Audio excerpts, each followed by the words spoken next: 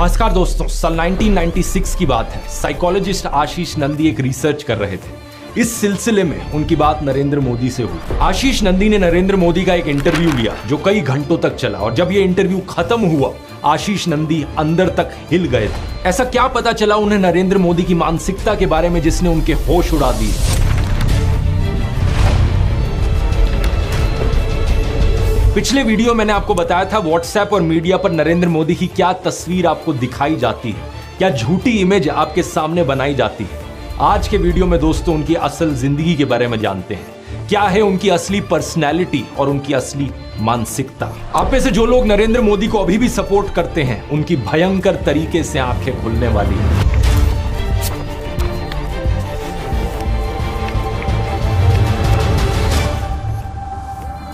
Video शुरुआत एक बार फिर से उनके बचपन से करते हैं दोस्तों। नरेंद्र मोदी की पढ़ाई हुई थी भगवताचार्य नारायणाचार्य स्कूल में। उनके संस्कृत के टीचर प्रहलाद पटेल ने बताया कि वो एक एवरेज स्टूडेंट थे। उनके बायोग्राफर निलंजन मुखोपाध्याय ने भी यही बात कही। लेकिन दिलचस्प बात सुनिए, उन्हें स्कूल के नाटकों में एक्टिंग करना बहुत पसंद था, लेकिन अगर मेन रोल ना मिले तो उस नाटक में एक्टिंग करने से ही मना कर देते थे। 8 साल की उम्र में ही वो आरएसएस के संपर्क में आ गए थे। साल 1958 में दिवाली के दिन वो वडनगर की आरएसएस शाखा में बाल स्वयं सेवक बने। उनके स्कूल के सहपाठी सुधीर जोशी ने बताया कि शाम को स्कूल के बाद वो घर पर किताबें रखते और सीधा शाखा चले जाते। इसके बाद 1972 में 22 साल की उम्र में नरेंद्र मोदी आरएसएस के प्रचारक बने और 15 साल बाद 1987 में उन्हें बीजेपी में लाया गया। उन्हें एक कमाल के ऑर्गेनाइजर के रूप में देखा जाता था। जैसे कि एनडी मरीनो उनके द्वारा लिखी गई नरेंद्र मोदी की पॉलिटिकल बायोग्राफी में बताते हैं कि 1990 में राम रथ यात्रा हुई तो नरेंद्र मोदी गुजरात बीजेपी में शामिल थे और उन्होंने इस यात्रा के गुजरात वाले हिस्से के आयोजन में अपनी भूमिका निभाई। 1995 में उन्हें बीजेपी का नेशनल सेक्रेटरी अपॉइंट किया गया। जब चुनाव होता है तो लोग वोट देते हैं सरकार चुनने के लिए, या तो वोट लोग देते हैं सरकार को हटाने के लिए, पर लोगों के मन में एक नई धारा शुरू हुई है, वो है वोट टू पनिश। 2001 में इन्हें गुजरात का चीफ मिनिस्टर अपॉइंट किया जाता है। 2002 में दंगे होते हैं। इन्हें लेकर नरेंद्र मोदी पर कई इल्जाम लगते हैं। अब इस पर अपना अलग से एक डिटेल्ड वीडियो हो सकता है, लेकिन कुल मिलाकर बात यह होती है कि इन्हें क्लीन चिट भी मिल जाती है। लेकिन तभी से एक कॉम्युनल नरेंद्र मोदी की ब्रांडिंग बनती है, एक कट्टर हिंदू नरेंद्र मोदी जो मुसलमानों के खिलाफ है। अब आप में से कुछ लोग होंगे जो इस ब्रांडिंग पर यकीन करते हैं, जो मानते हैं कि नरेंद्र मोदी इसी तरीके के कॉम्युनल इंसान है। लेकिन आप में से दूसरी तरफ कुछ लोग होंगे जो नरेंद्र मोदी को एक सेक्युलर आदमी मानते हैं कि नहीं, नरेंद्र मोदी तो सबका साथ सबका विकास में विश्वास रखते हैं। इससे फर्क नहीं पड़ता कि आप दोनों में से कौन सी कैटेगरी में हो। दोनों ही कैटेगरी के लोगों की यहाँ आंखें खुलने वाली हैं आगे की बातें सुनकर। क्योंकि देखो, वैसे तो नरेंद्र मोदी मटन और मछली पर बहुत शोर मचाते हैं अपने भाषणों में। सावन के महीने में मटन बनाने का मौज ले रहे हैं, लेकिन दूसरी तरफ हलाल बीफ एक्सपोर्टिंग कंपनी से चंदा लेते हैं इलेक्टोरल बॉन्ड्स के जरिए। जो असली गंगा पुत्र थे स्वामी सानंद, गंगा को अविरल और निर्मल बनाने के लिए उनकी 4 डिमांड थी। प्रधानमंत्री मोदी को 3 चिट्ठी लिखी उन्होंने। आरटीआई से पता चला कि पीएमओ तक वो चिट्ठी पहुंच गई थी, लेकिन कोई जवाब नहीं आया। जब 111 दिन तक अनशन पे बैठने के बाद उनकी मृत्यु हुई, तब जाकर प्रधानमंत्री मोदी का मुंह खुला और वो भी ट्विटर के जरिए उन्होंने श्रद्धांजलि दी उन्हें। एक हिंदू होकर कभी उनके मन में ख्याल नहीं आया कि किसी संत की मृत्यु होने का उन पर पाप लग सकता है। और वो तो हम क्या ही बात करें जो किसान आत्महत्या से मरते रहे हैं, उनमें क्या हिंदू नहीं है? उन हिंदुओं के लिए क्या किया? प्रज्वल रेवन्ना की उन वीडियोस में 2900 से ज्यादा महिलाओं का यौन शोषण देखने को मिला।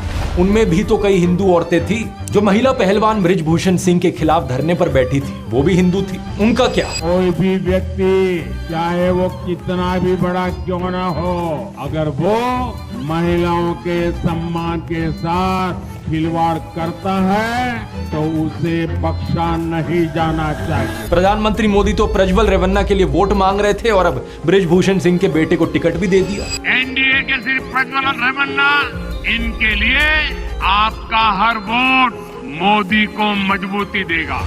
अब कुछ हमारे देश में ब्रेन वॉश लोगों का एक सेक्शन है जिन्हें इन चीजों से फर्क नहीं पड़ता। उन्हें नहीं फर्क पड़ता कि उनके घर की महिलाओं को सुरक्षा मिल रही है नहीं मिल रही, उनके बच्चों को शिक्षा मिल रही है नहीं मिल रही, रोजगार है नहीं है। उन्हें बस चाहिए कि मुसलमानों की ऐसी तैसी की जाए। और इन्हीं लोगों को मनाने के लिए नरेंद्र मोदी के हिंदू मुसलमान वाले भाषण होते हैं। कभी मोदी कहते हैं कि कपड़े देखकर दंगाइयों को पहचाना जा सकता है। ये आग लगाने वाले कौन है वो उनके कपड़ों से ही पता चल जाता है। तो कभी अमित शाह एक भाषण में मुसलमानों के खिलाफ डॉग विस्लिंग करते हैं, कहते हैं कि 2002 में उन्होंने दंगे की और नरेंद्र मोदी ने उन्हें सबक सिखाया। प्रधानमंत्री मोदी को इस सब की कोई हिचक नहीं है कि मैं प्रधानमंत्री हूं, मेरे पद की कोई गरिमा है, इस सब से कुछ फर्क नहीं पड़ता।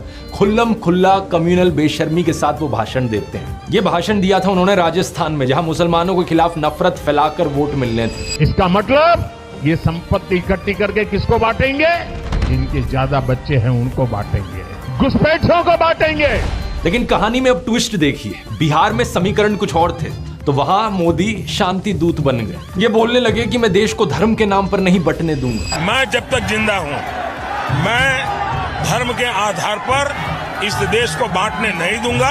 अलीगढ़ की रैली में भी मुस्लिमों के हितैषी बनकर आए थे, बोलने लगे कि कांग्रेस और समाजवादी पार्टी ने मुसलमानों के लिए कुछ नहीं किया है। कांग्रेस, सपा जैसी पार्टियों ने और मुसलमानों के राजनीतिक, सामाजिक, आर्थिक उत्थान के लिए कभी कुछ नहीं किया। और 14 मई को तो इंटरव्यू में ये तक कह डाला कि जिस दिन मैं हिंदू मुस्लिम करूंगा उस दिन मैं सार्वजनिक जीवन में रहने के योग्य नहीं रहूंगा। मैं जिस दिन हिंदू मुसलमान करूंगा ना, उस दिन मैं सार्वजनिक जीवन में रहने योग्य नहीं रहूंगा। मैं हिंदू मुसलमान नहीं करूंगा, ये मेरा संकल्प है, ये तक कह डाला। और मैं हिंदू मुसलमान नहीं करूंगा, ये मेरा संकल्प है। आप में से कुछ लोग ये देखकर कंफ्यूज हो रहे होंगे, यार ये कैसे हो सकता है? मोदी कॉम्युनल है या सेक्युलर है, या फिर इन्हें अब कोई स्प्लिट पर्सनैलिटी डिसऑर्डर हो गया है? ऐसा नहीं है, इनके ये दो चेहरे हमेशा से ही रहे हैं। 2014 के इस ट्वीट को देखिए, सेक्युलरिज्म हमारे खून में है, नरेंद्र मोदी कह रहे हैं। 2020 में अमित शाह ने एक टीवी इंटरव्यू में कहा था कि वो भारत को हिंदू राष्ट्र की तरह नहीं देखते, सभी को अपने धर्म का पालन करने की सुविधा है और देश की सरकार का एक ही धर्म हो सकता है, हमारा संविधान। कि आज की बीजेपी, क्या ये मोदी सरकार भारत को हिंदू राष्ट्र के तौर पे देखती? जरा भी नहीं। हम संविधान को मानते हैं। इस देश में हर पंथ के लोगों को अपने पंथ का अनुपालना करने की संपूर्ण सुविधा है। पीएम मोदी इस्लाम और प्रॉफिट मोहम्मद की तारीफ में बोले हैं, कहा है कि अल्लाह के 99 नाम में से कोई भी हिंसा के लिए नहीं है। इस्लाम का संदेश है शांति, ऐसा इनका कहना था। सभी माइनॉरिटीज भारत का अटूट हिस्सा है। हमारे घर में ईद भी मनती थी। मेरे घर में ईद के दिन ईद का खाना नहीं पकता, सारे मुस्लिम परिवारों से मेरे यहाँ खाना आ जाता था। जब मुहर्रम निकलता था तो हमारा कंपल्सरी होता था कि उससे नीचे से निकलो, जैसे परिक्रमा करते हैं ना मंदिरों, ताजिए के नीचे। हाँ, तो ताजिए के नीचे से निकलो, हमें सिखाया जाता था। आप यहाँ पैटर्न ढूंढने की कोशिश करो दोस्तों, क्योंकि बात यहाँ सिर्फ हिंदू और मुसलमान की नहीं है। जहाँ सिखिज्म से फायदा हो वहाँ ये पगड़ी बांधकर गुरुद्वारे में दाल बनाते हुए और लंगर सर्व करते हुए दिखते हैं मोदी। अभी कुछ दिन बाद पंजाब में भी तो चुनाव होने हैं। पत्रकार साक्षी जोशी ने इनके पुराने नाते वाले बयानों का एक बड़ा अच्छा कंपाइलेशन बनाया था। नरेंद्र मोदी ने एक बार कहा था, भगवान बुद्ध के साथ इनका सुखद संबंध है। भगवान बुद्ध के साथ मेरा एक और संबंध भी है, जिसमें अद्भुत संयोग भी है और जो बहुत सुखद भी है। और एक बार इन्होंने कहा, बोहरा मुसलमानों के साथ इनका पुराना रिश्ता है। साथियों, बोहरा समाज के साथ मेरा भी रिश्ता बहुत पुराना है। इतना ही नहीं, ईसाइयों के साथ भी इनका बहुत पुराना और आत्मीय नाता है। क्रिश्चियन कम्युनिटी के साथ तो मेरा संबंध तो नया नहीं है, बहुत पुराना बड़ा आत्मीय नाता रहा है। एक बार इन्होंने कहा कि जीवन का एक महत्वपूर्ण कालखंड इन्होंने आदिवासियों के बीच बिताया है। जीवन का एक महत्वपूर्ण कालखंड मैंने आदिवासियों के बीच में बिताया है। तो एक बार कहा, बलिया के साथ भावुक रिश्ता है इनका। बलिया से मेरा एक भावुक रिश्ता। पंजाब के साथ भी इनका विशेष नाता रहा है और चीन के साथ भी इनका विशेष नाता रहा है। पंजाब के साथ मेरा विशेष नाता रहा। चीन के साथ मेरा निजी रूप से भी एक विशेष नाता है। फ्रांस के साथ भी इनका पुराना नाता रहा है और यदुवंश के साथ भी इनका रिश्ता नाता है। मेरा खुद का व्यक्तिगत रूप से फ्रांस के प्रति लगाव बहुत पुराना रहा है। अरे यदुवंश के साथ तो हमारा रिश्ता है, हमारा नाता है। बंगाल से नाता जोड़ने के लिए इन्होंने कहा कि बचपन में ये कोलकाता की मेट्रो देखने आए थे। मैं बचपन में जब पहली बार कोलकाता आया तो एक आकर्षण था, जरा मैं मेट्रो देखूं। प्रॉब्लम बस ये है कि कोलकाता मेट्रो 1984 में शुरू हुई थी, जब ये 34 साल के थे। अब बताओ दोस्तों, 34 साल का कोई बच्चा देखा है आपने कभी? अपने भाषणों में नाता जोड़ने के लिए ये तक कहने लगे कि मैं अगला जन्म बंगाल में लूंगा। अगले जन्म में बंगाल की किसी माँ के गोद से पैदा होने वाला हूँ। उड़ीसा में जाकर कहते हैं कि ओडिशा को देश का नंबर 1 राज्य बनाएंगे, और कर्नाटका में जाकर कहते हैं नहीं, हम कर्नाटका को देश का नंबर 1 राज्य बनाएंगे। उड़ीसा को देश का नंबर 1 राज्य बना सकते हैं। कर्नाटका को पूरे देश का नंबर 1 राज्य बनाने का लिए। बात समझ रहे हो ना दोस्तों, वोट पाने के लिए जहां जो बोलना पड़े वो बोला जाता है। हर एक राज्य में एक इमोशनल कनेक्ट बनाने के लिए वहां के लोगों के साथ एक नाता निकल कर आ जाता है। पूरे देश में यही स्ट्रैटेजी चलाई जाती है। उत्तर प्रदेश में बीजेपी गौ माता के नाम पर लोगों को इमोशनल करती है। ये कहते हैं कि गौ हत्या को अगर रुकवाना है तो हमें वोट करो। केरला में जाकर इसका उल्टा कहते हैं, अगर क्वालिटी बीफ चाहिए आपको तो हमें वोट करो। जब गोवा की बात हुई तो 2015 में अमित शाह ने खुद कहा था कि इनका देश भर में बीफ बैन करने का कोई प्लान नहीं है। अब जनता के लिए अच्छे काम करना ये भी एक तरीका है सत्ता हासिल करने का, लेकिन इतनी मेहनत कौन करे? काम के नाम पर या तो लोगों को सपने दिखाए जाते हैं या फिर नौटंकियां करी जाती हैं। गुजरात मॉडल, अच्छे दिन, गंगा नदी की सफाई, 100 स्मार्ट सिटीज, काला धन वापस लाओ, ये कुछ ऐसे सपने थे जिनकी एक्सपायरी डेट रीच हो चुकी है। डिमोनेटाइजेशन को देखो, 2016 में अमित शाह ने कहा था कि ये काले धन के खिलाफ सर्जिकल स्ट्राइक है। अगर ऐसा है तो नोटबंदी के नाम पे वोट क्यों नहीं मांगते लोगों से? 3 फार्म लॉज को याद करो, प्रधानमंत्री मोदी ने कहा था कि ये ऐतिहासिक चीज है किसानों के लिए। फिर जब मोदी सरकार ने इन्हें वापस लिया तो गोदी मीडिया वाले कह रहे थे कि ये मास्टर स्ट्रोक है इन्हें वापस लेना। तो अब वोट क्यों नहीं मांग रहे इस चीज पर? ना तो कृषि कानूनों पर वोट मांग रहे हैं, ना इनके वापस लेने पर वोट मांग रहे हैं। किसानों की आय दुगनी करने की बात करी थी इन्होंने, क्या हुआ उसका? 2014 से पहले नारा लगाया जाता था, ना खाऊंगा ना खाने दूंगा। और मेरा तो मंत्र है, न खाऊंगा न खाने दूंगा। कहते थे कि संसद को गंगा की तरह पवित्र कर देंगे। कभी आपने इस नारे को दोबारा सुना इनके मुंह से? अरे महंगाई के बारे में नरेंद्र मोदी कहा करते थे, प्रधानमंत्री के मुंह से महंगाई का म भी नहीं निकलता। प्रधानमंत्री यहाँ आए थे, लेकिन प्रधानमंत्री महंगाई का म बोलने के लिए तैयार नहीं है, महंगाई का म बोलने के लिए तैयार नहीं। इन्होंने ही नारा दिया था, बहुत हुई महंगाई की मार, तो अब महंगाई को कंट्रोल करने पर वोट क्यों नहीं मांग रहे? नरेंद्र मोदी खुद को गंगा पुत्र कहा करते थे, तो अब नमामि गंगे के नाम पर वोट क्यों नहीं मांग रहे? क्यों नहीं मांग रहे वोट काम पर? ये मेक इन इंडिया का शेर याद है दोस्तों? अब तो ये शेर कहीं नहीं दिखाई देता किसी चुनावी पोस्टर पर। Make in India, made in India, आदर्श गांव, smart city, bullet train, 15 lakh, skill India, Mudra loan, look east policy, करोड़ों रोजगार, नारी शक्ति, बेटी बचाओ बेटी पढ़ाओ, कोरोना, अग्निवीर। अरे कुछ तो ऐसा होगा जिसके दम पर चुनाव लड़ सको। राहुल गांधी ने तो नरेंद्र मोदी को ओपन डिबेट के लिए भी चैलेंज कर दिया है। इतना अच्छा मौका है कि राहुल गांधी के साथ 1-on-1 डिबेट करें और बता दे लोगों को, देश की जनता को दिखा दें कि इन्होंने 10 साल में कितना काम किया है। लेकिन ना तो इन्होंने कोई प्रेस कॉन्फ्रेंस करी इन 10 सालों में, ना कोई अनस्क्रिप्टेड इंटरव्यू किया जिसमें कोई खुलकर सवाल पूछ सके इनसे। तो कहां से इनमें हिम्मत होगी एक डिबेट करने की? I'll have to rest for a while.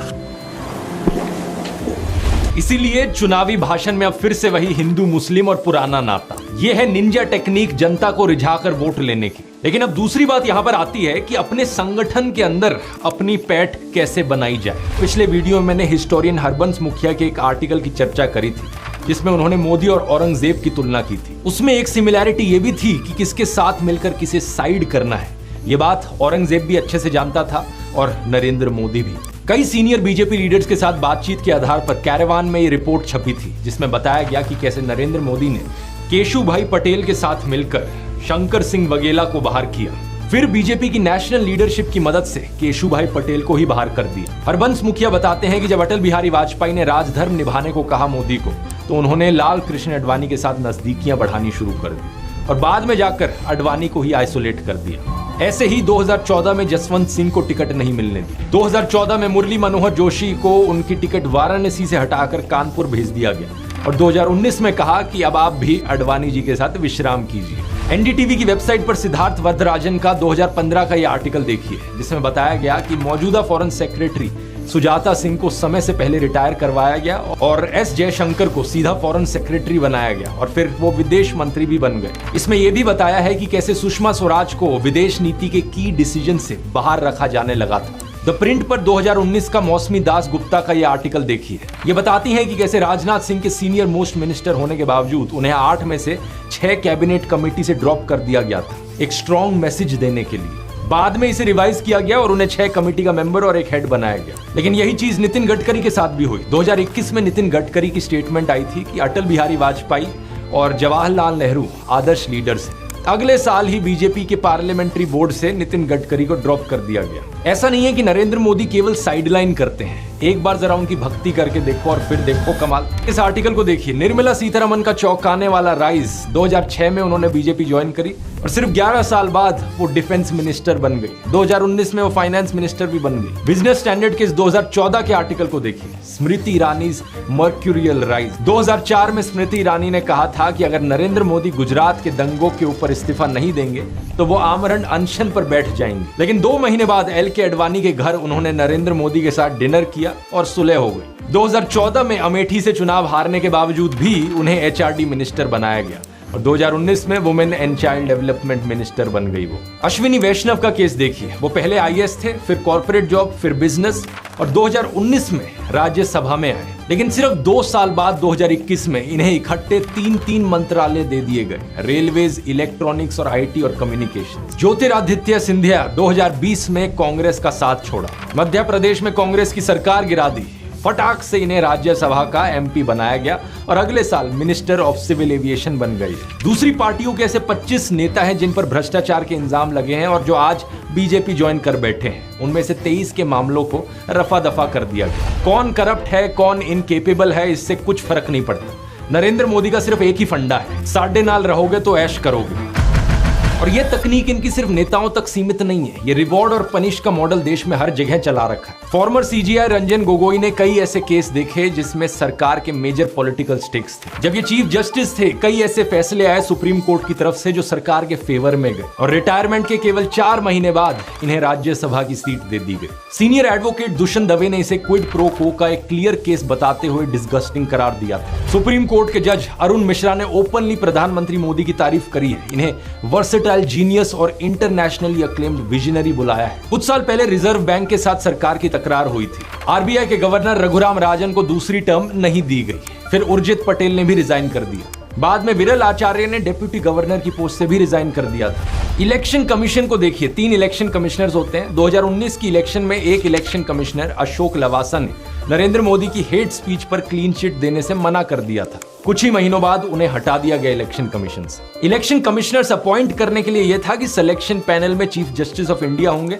लेकिन उन्हें भी हटा दिया गया सिलेक्शन पैनल से। इलेक्शन कमिश्नर्स भी नरेंद्र मोदी ने अपनी पसंद की अपॉइंट कर रखे हैं आज। ब्यूरोक्रेसी में लैटरल एंट्री स्कीम, यानी प्राइवेट से कोई आएगा और सीधा joint secretary, director, deputy secretary जैसी हाई पोस्ट पर अपॉइंट कर दिया जाएगा। ये स्कीम लाई गई सरकार के द्वारा। स्टेटमेंट, लोकेश चंद्र ने कहा कि मोदी गांधी से भी महान है, वे तो भगवान है। रिजल्ट, उन्हें Indian council for cultural relations का हेड बना दिया गया। स्टेटमेंट, पहलाज निहालनी ने कहा हर हर मोदी, घर घर मोदी। रिजल्ट, उनके जैसे बी ग्रेड फिल्म मेकर को सीबीएफसी का चेयरमैन बना दिया गया। उसके बाद हमने ये भी देखा कि उनके समय कितनी प्रॉब्लम्स हुई। यूनिवर्सिटीज को भी नहीं छोड़ा गया। गजेंद्र चौहान, इन्होंने बस युधिष्ठिर का एक रोल किया था और उसके बाद सैकड़ों बी ग्रेड फिल्में करी थी। लेकिन मोदी के लिए इन्होंने कैंपेन किया तो FTII पुणे जैसे प्रीमियर इंस्टीट्यूट का इन्हें चेयरमैन बना दी। इसके लिए INB मिनिस्ट्री ने सजेशंस की एक लिस्ट भी रखी थी जिनमें महान फिल्म मेकर्स के नाम थे। श्याम बेनेगल, विदु विनोद चोपड़ा, रजनीकांत का नाम था, अमिताभ बच्चन का नाम था। लेकिन मोदी सरकार ने अपॉइंट किसे किया? गजेंद्र चौहान को, केवल और केवल मोदी की चाटुकारिता के लिए। 139 दिन तक FTII के छात्रों ने इसके खिलाफ स्ट्राइक भी करी थी। ये बात केवल नेताओं, मंत्रियों, सरकारी एजेंसियों, ऑफिसर्स और एजुकेशन इंस्टीट्यूट्स पर नहीं रुकती है। इन्हें मीडिया भी अपनी मुट्ठी में चाहिए। कोई मीडिया आउटलेट इनसे सवाल करेगा तो रेड हो जाएगी। NDTV के बिकने से पहले उस पर CBI रेड हुई थी। न्यूज लॉन्ड्री पर इनकम टैक्स सर्वे हुआ, BBC इंडिया पर रेड हुई, द वायर पर रेड हुई। और दूसरी तरफ गोदी मीडिया है जो इनकी तारीफ करेगा, अपने चैनल पर रोज मोदी मोदी मोदी का गाना गाता रहेगा। उन्हें सरकारी विज्ञापन मिलेंगे, उनके साथ मोदी जाकर इंटरव्यू करेंगे। NDTV इतने सालों से एक बड़ा न्यूज चैनल रहा था, लेकिन आज तक नरेंद्र मोदी की हिम्मत नहीं हुई थी NDTV को इंटरव्यू देने की। लेकिन अब जब अडानी ने NDTV को खरीद लिया है, अब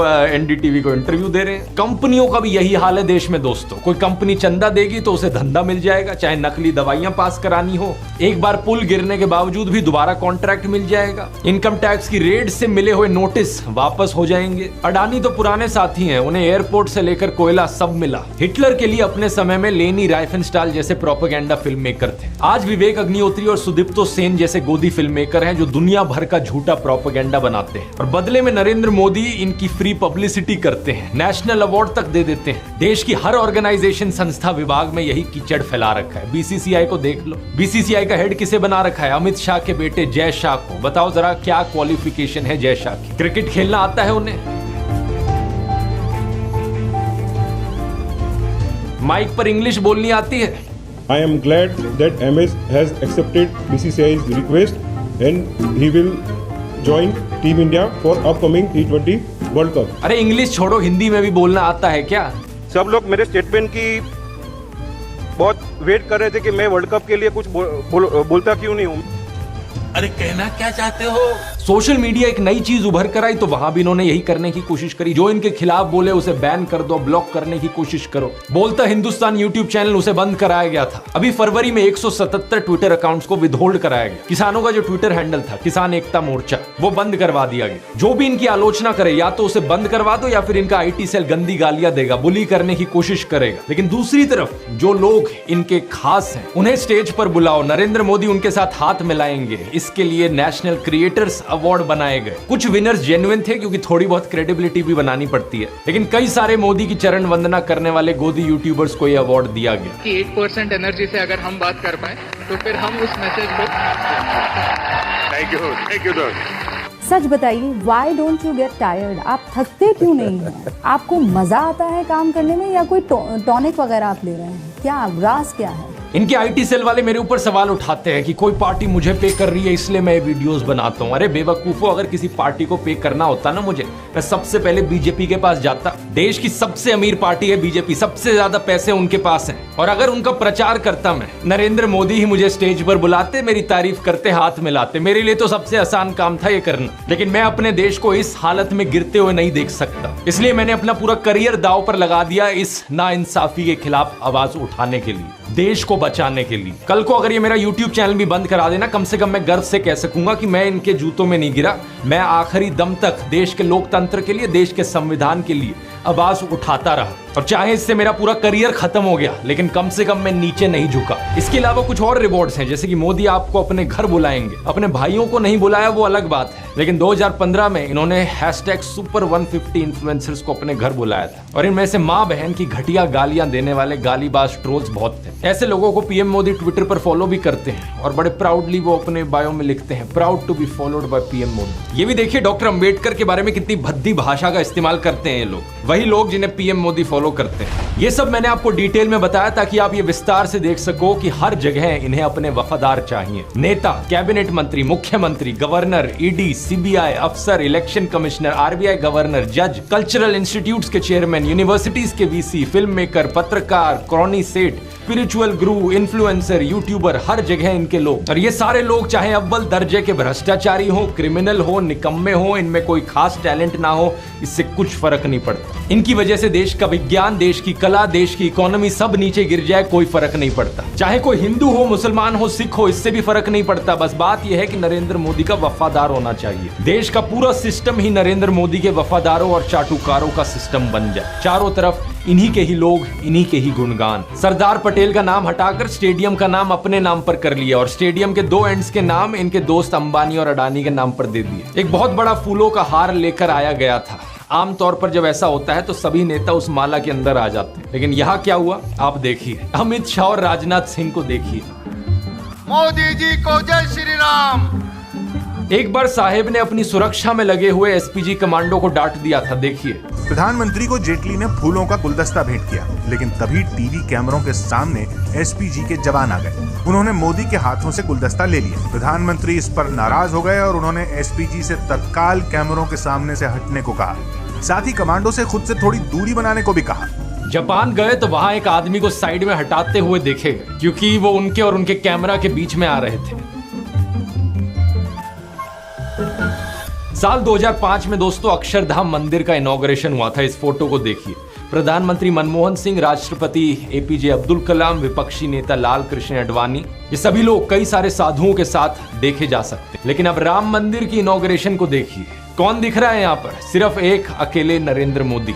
सिक्योरिटी वालों को भी दूर कर दिया। न्यूज लॉन्ड्री ने एक रिपोर्ट की जिसमें दिखाया गया कि कैसे गांधी दर्शन म्यूजियम, गांधी स्मृति केंद्र और खादी ग्रामोद्योग जैसी अलग अलग साइट्स पर नरेंद्र मोदी के फोटोज और कोट्स घुसाए हैं। यहाँ जगह जगह लिखा हुआ है गांधी दर्शन, लेकिन यहाँ आकर पता चलता है कि गांधी दर्शन कम है, यहाँ मोदी जी के दर्शन ज्यादा हो रहे हैं। लेकिन ठीक अगर इसके आप ऊपर देखेंगे तो इस तस्वीर में यहाँ गांधी जी हैं और यहाँ प्रधानमंत्री नरेंद्र मोदी। तस्वीर में PM मोदी फोटो है इतनी बड़ी, वहीं गांधी जी इतने से। ओलंपिक पदक विजेताओं का सम्मान समारोह हुआ तो उसका पोस्टर देखिए। ये लेफ्ट में है मेडल जीतने वाले और फोटो के राइट में नरेंद्र मोदी की फोटो। सरकारी स्कीम से लेकर सड़कों और अस्पतालों के नाम नरेंद्र मोदी के नाम पर है। नमो किसान सम्मान दिवस, नमो फ्री डायलिसिस सेंटर, नमो डे केयर सेंटर, नमो mobile health care units, Narendra Modi medical college, Narendra Modi मार्ग, मोदी आवास घरकुल योजना। 2013 में बतखों के साथ फोटोशूट, कभी मोर को दाना खिलाने का वीडियो बन रहा है, कभी मॉर्निंग एक्सरसाइज का वीडियो बन रहा है, तो कभी बीच वाला फोटोशूट, जिम वाला फोटोशूट, जंगली सफारी करते हुए फोटोशूट, फोटो खींचते हुए फोटोशूट। आत्ममुग्ध होने का इससे बड़ा उदाहरण क्या होगा कि मुफ्त राशन के थैलों से लेकर कोविड वैक्सीन के सर्टिफिकेट पर भी अपनी फोटो छपवा ली। लोग कह रहे हैं कि इन्हें प्रधानमंत्री बनना है, लेकिन प्रधानमंत्री तो ये 10 साल से बने हुए हैं, इनके दिमाग में कुछ और ही है। प्रशांत किशोर ने पहले इंडियन एक्सप्रेस के साथ और रिसेंटली समदीश भाटिया के साथ इंटरव्यू में कुछ ऐसी ही बात कही थी कि बीजेपी को केवल आपका वोट नहीं चाहिए, बल्कि आपके दिमाग का पूरा कंट्रोल इन्हें चाहिए। ये चाहते हैं कि आप इनकी पूजा करो। प्रॉब्लम ये है कि मतलब BJP wants more than your vote. एक आइडियोलॉजिकल इम्प्रिंट छोड़ना चाहते हैं, वो आप पर एक साइकोलॉजिकल डोमिनेंस चाहते हैं। भाई आपको मेरा वोट चाहिए या नहीं चाहिए वो कहानी हो गई। अब उसके बाद है कि आपने मुझे वोट दे दिया, अच्छा पूजा भी आप इनकी करो, कपड़े ऐसे पहनो, खाना ये खाओ। वीडियो के शुरू में मैंने बताया था साइकोलॉजिस्ट आशीष नंदी के बारे में। उन्होंने इतने साल पहले जब नरेंद्र मोदी का इंटरव्यू लिया तो वो क्यों हिल गए थे, क्योंकि उन्होंने देखा, उनके खुद के शब्दों में, नरेंद्र मोदी फैसिस्ट की डायग्नोस्टिक कैटेगरी में आ रहे थे। उनके अंदर आशीष नंदी ने अथॉरिटेरियन पर्सनैलिटी के सभी ट्रेट्स देखे। प्यूरिटैनिकल रिजिडिटी यानी शुद्धतावादी कठोरता, एक संकुचित इमोशनल जीवन, अपने स्वयं के जुनून का डर, और चौथा बहुत बड़ी ईगो, एक ऐसी ईगो जो अंदर बैठी हुई इनसिक्योरिटी को छिपा रही है। अंदर एक डरपोक बैठा है जो बाहर सब कुछ कंट्रोल करना चाहता है। एक तरफ ये अपने अमीर सेठ दोस्तों और वफादारों के साथ, दूसरी तरफ करोड़ों गरीब लोग। मित्रोनॉमिक्स की इस इकोनॉमिक पॉलिसी पर गरीब लोग एतराज ना करें, इसलिए सोशल पॉलिसी, फूट डालो और राज करो। फिर भी कुछ लोग अपनी सैनिटी बनाए रखें और विरोध दर्ज करें, तो पॉलिटिकल पॉलिसी, अथॉरिटेरियनिज्म, पावर का नशा, सत्ता की भूख, इनके सामने कोई ना बोल पाए। अपने आलोचकों को देशद्रोही गद्दार कहने का फॉर्मूला भी तानाशाही का ही फॉर्मूला है। सिंगर नेहा सिंह राठौड़ से लेकर जर्नलिस्ट आरफा खान शेरवानी के ट्विटर पर गंदी गालियां दी जाती है, ये भी यही फॉर्मूला है। कुछ दिन पहले पॉलिटिक्स के एक रिपोर्टर राघव त्रिवेदी पर अमित शाह की रैली में गुंडों ने हमला कर दिया। किसी को धमका दो, किसी को गाली दो, किसी को डरा दो, तो किसी को गद्दार घोषित कर दो। और फिर नरेंद्र मोदी और उनके बृजभूषण सिंह, अजय मिश्रा टैनी जैसे नेताओं के खिलाफ कोई ना बोल सके, सब कुछ चुपचाप सहो। यही वजह है जिसके कारण मैं कहता हूं, मोदी नहीं, कोई भी और जिसमें आलोचना सहने की शक्ति हो, जो लोगों के प्रति जवाबदेही हो, जो अहंकारी होने की बजाय विनम्र हो, जो एक्सपर्ट से सलाह करते हुए विवेकपूर्ण चले। इसलिए राहुल गांधी, मल्लिकार्जुन खड़गे, शशि थरूर, नितिन गडकरी, अरविंद केजरीवाल, मनीष सिसोदिया, उद्धव ठाकरे, एमके स्टैलिन, पिनरई विजयन, मनोज कुमार झा, महुआ मोइत्रा, इनमें से कोई भी नेता नरेंद्र मोदी से 100 गुना बेहतर है। जो गलत चले उसे सही राह पर लाया तो जा सके, एक ऐसा इंसान जो खुद को शहंशाह ना मानता हो। जिन नेताओं के मैंने नाम लिए, ये तो फिर भी पढ़े लिखे नेता हैं, एक्सपीरियंस लोग हैं, लेकिन मैं तो कहता हूं दोस्तों, नरेंद्र मोदी से बेहतर पीएम अंजना ओम कश्यप जैसी एंकर भी बन सकती है। मजाक नहीं कर रहे हैं यहाँ पे। क्या बात कर रहे हैं? खुद ही सोचकर देखो, कम से कम अंजना ओम कश्यप इस अहंकार में तो नहीं होंगी कि मुझे सब पता है। कम से कम बाकी कैबिनेट मिनिस्टर, ब्यूरोक्रेट्स, एक्सपर्ट से सलाह करेंगी, वो प्रेस कॉन्फ्रेंस करेंगी, पूरे देश को एक चाटुकारों का देश नहीं बना देंगी, अपने खिलाफ बोलने वालों को गद्दार नहीं कहेंगी। लेकिन ये जो नरेंद्र मोदी और कंगना रनौत जैसी टाइप की पर्सनैलिटी के लोग होते हैं, ये सबसे खराब लोग होते हैं देश के लीडर्स बनने के लिए। आंखें खोल लीजिए, हमें देश के लोकतंत्र को बचाना है, देश के संविधान को बचाना है,